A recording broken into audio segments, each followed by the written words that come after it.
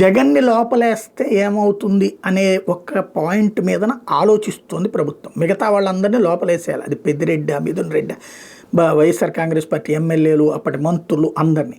కానీ దానికి ఏదన్నా పాయింట్స్ కోసం వెతుకుతున్నది. ఇందులో రకరకాలైనటువంటి ప్రయత్నాలు చేశారు. కాకపోతే చట్టబద్ధంగా సాధ్యం కానప్పుడు దాంట్లో ఉన్నటువంటి లూప్ హోల్ని బేస్ చేసుకుని చేయొచ్చు. ఇప్పుడు ఫర్ ఎగ్జాంపుల్ ఏకంగా చీఫ్ సెక్రటరీ డీజీపీనే వెళ్ళారు.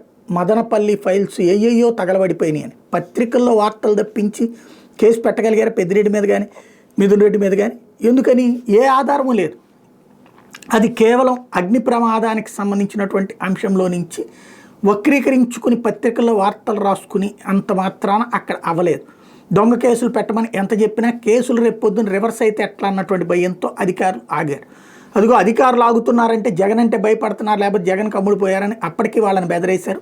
కానీ వాళ్ళు ఏం చేయాలో అర్థం కాక చోద్యం చూశారు. ఎందుకంటే ఏకంగా డీజీపీ చీఫ్ సెక్రటరీ వచ్చి జైలింది, లోకల్గా ఉన్న అధికారులు ఇంకేం చేస్తారు. నెంబర్ 2 వచ్చేటప్పటికి ఆ తర్వాత ఇసుక దోపిడీ దేశవ్యాప్తంగా ఇక్కడి నుంచి అక్కడ ఇసుకంతా దోచేసుకున్నారు అని చెప్పారు. ఇసుక కుంభకోణం అని చెప్పారు. రాష్ట్ర వ్యాప్తంగా ఇసుకంతా మిథున్ రెడ్డి పెద్దిరెడ్డి లెక్క తీసి ఇచ్చారని చెప్పారు. అందులో ఏమని కనిపెట్టారు? ఎవరో అధికారిని పట్టుకున్నారు, కాసేపు ఏడిపించారు. ఏమన్నా తేలిందంటే ఏమీ తేలలేదు. కాబట్టి అక్కడ కేసు పెట్టడానికి వర్కౌట్ కావట్లేదు. సరే, ఈలోపు మిథున్ రెడ్డి మనుషుల్ని పెద్దిరెడ్డి మనుషుల్ని పట్టుకెళ్ళడం, కొట్టడం, జైళ్ళల్లో పెట్టడం, కేసులు పెట్టడం, ఇవన్నీ చేయటం, మళ్ళీ వాళ్ళని బయటికి తీసుకురావడం, వాళ్ళకి సంబంధించినటువంటి పరిహారాలు ఇవ్వడం, వాళ్ళకి ఆస్తులు కొన్ని కూలగొట్టడం, అవన్నీ చేస్తే మళ్ళీ వాళ్ళు పరిహారాలు ఇచ్చుకురావడం, ఇట్లా జరుగుతోంది అక్కడ. ఇప్పుడు ఇక మద్యం కుంభకోణానికి సంబంధించి మద్యం కుంభకోణం జరిగింది అన్నటువంటి ఇక్కడేమో రోజు బెల్ట్ షాపులు అడ్డదిడ్డంగా జరిగిపోతున్న, వైన్ షాపులలో తేడాలు వస్తున్నాయి. ఇక్కడేమీ అవినీతి జరగలేదు. కానీ అప్పుడు మాత్రం గవర్నమెంట్ మద్యం దుకాణాలే ఉన్నా కూడా అవినీతి జరిగిపోయింది. ఎక్కడ అంటే సరఫరా చేసే చోట నుంచి డబ్బులు తిన్నారు అంటే ఆ సరఫరా చేసే సంస్థలే ఇప్పుడు సరఫరా చేస్తున్నాయి. మరి ఈ రాష్ట్ర ప్రభుత్వానికి వాళ్ళు సరఫరా చేస్తున్నప్పుడు మేము వాళ్ళకి డబ్బులు ఇచ్చామని చెప్పి వాళ్ళ చేతనే కంప్లైంట్ తీసుకుని లోపలేసేయచ్చు కదా. అలా చేయట్లేదు. ఎందుకని? ఇప్పుడు వీళ్ళు తింటారు కదా. ఇక్కడ సమస్య అది. ఇప్పుడు దాంతో ఏమైపోయింది? ఏదో ఒక కేసు పెట్టాలి. ఇప్పుడు సిఐడికి వేశారు. సిఐడి ఏ ఆధారాలు సేకరించాలో అర్థం కాలేదు వాళ్ళకి.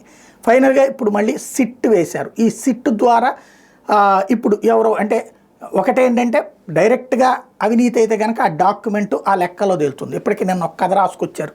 ఈ దశలో ఇట్లాగా ఒక ఆయన తీసుకెళ్ళి ఒక ఆయనకి ఇచ్చాడు, ఒక ఆయన తీసుకెళ్ళి ఇంకొక ఆయనకి ఇచ్చాడు, ఇంకొక ఆయన తీసుకెళ్ళి ఇంకొక ఆయనకి ఇచ్చాడు.